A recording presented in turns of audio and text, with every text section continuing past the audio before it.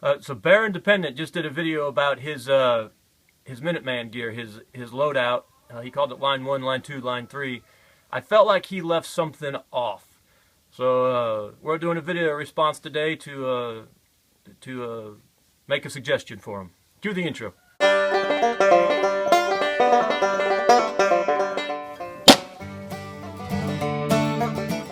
Okay, so actually, it wasn't just Bear Independent who made me think about this, but he did just do a video on it, and he's the one who made me decide to do a response. I also saw it on a major survival channel just recently, who said, you know, top 5 tools to have with you for survival loadout, and like number 2 on his list was a saw of all crazy things. I don't know why in the world you would want a saw. He was saying for cutting firewood, but no, I'm sorry. I think saw is a terrible idea. But anywho, nowhere on his list of top 5 survival tools was what I think is probably, after a firearm, maybe even before an axe or a knife, the most important. I don't know if I can say that or not. Let's say this. If it's definitely got to be on your top 5. And when Bear was talking about his line 1, line 2, line 3, his line 3 is... his line 1 is the everyday carry, EDC. His line 2 is what I would call the Minuteman loadout, which is grab your gear and go right now. And then line 3 is what I would call the general militia loadout.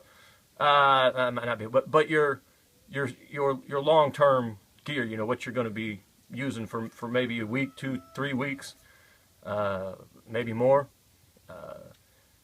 I don't have a good word for a good phrase for it. Line 3 is really good. But the Minuteman gear, his line 2, and by the way, he's squared away. He's way ahead of me. I'm not criticizing him by any means. I think there's one thing he should add. His EDC, his line 1 is amazing. You know, I mean, he's probably got 15 pounds of gear on him for his line 1. It was impressive.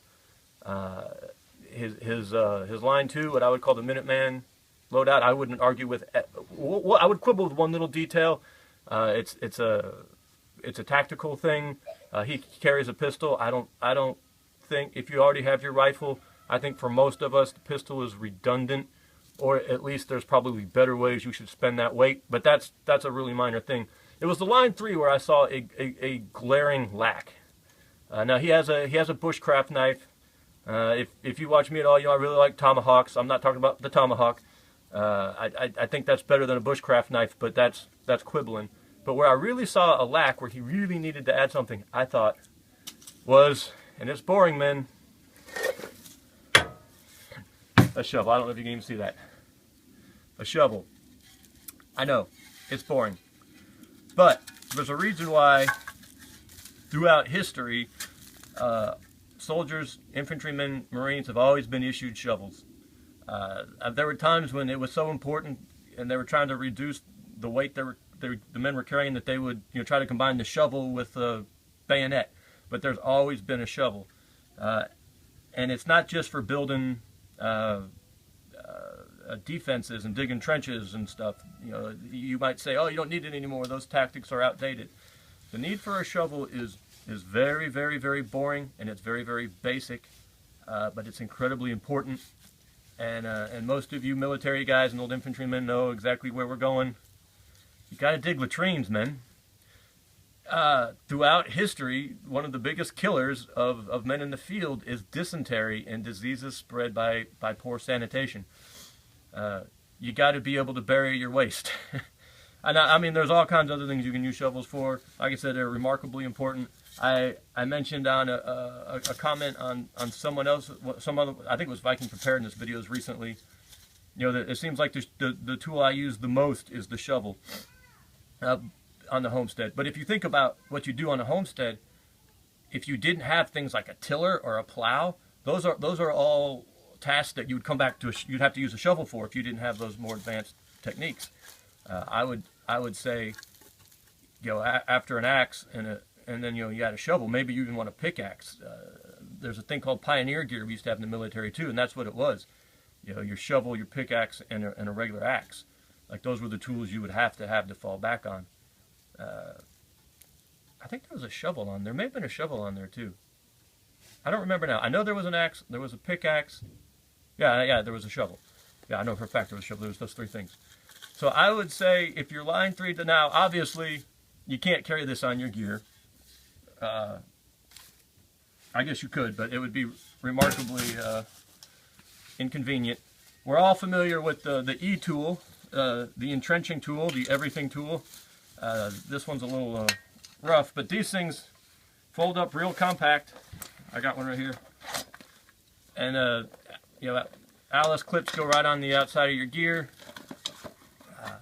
And I would say that this is a really important thing to have on your line, on Bear's line 3. You know, I never saw combat. I was in the infantry, and I deployed overseas and whatnot, but I never gotten anything ugly. But we would go to the field sometimes for 3 weeks at a time. I can think of multiple times when we were in the field for right at 3 weeks. And these things were vital. You know, you had to have them for obvious reasons. Now, if I can get this thing to bend, I haven't oiled this one. I will show you exactly how useful they are.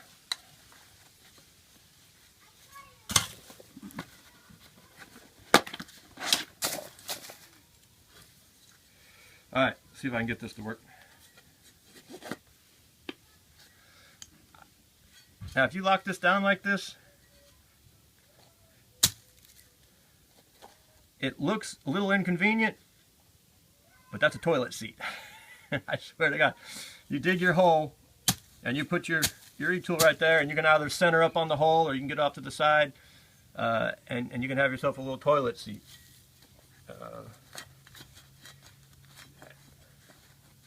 Sorry, I'm trying to do this on camera, and that's always a bad idea.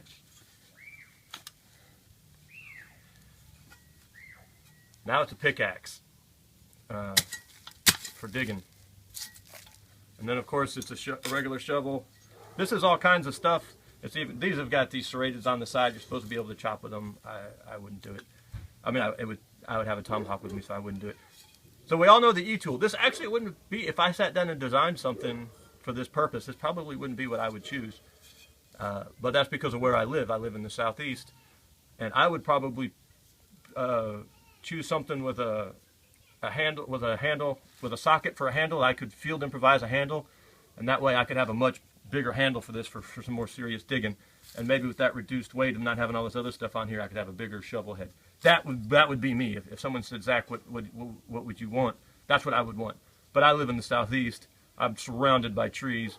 I can make a field expedient handle in 10 minutes, no problem. If you don't have that option, this is a great option.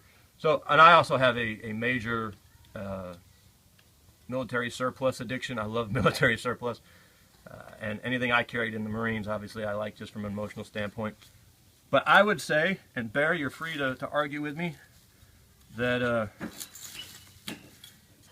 that your line 3 needs an addition. You need a digging tool of some kind, and not just for building fortifications, but for the very mundane task of digging latrines. And there's all of those sorts of things you can do. I mean, having the option to move earth would help with all kinds of things, from digging fire pits to making shelters. And I mean, you can think about it. Just dozens and dozens and dozens of times you would want to be able to dig. But the most important being latrines. That's just sanitation. Bad sanitation has killed about as many people as anything else, probably, except malaria and communism.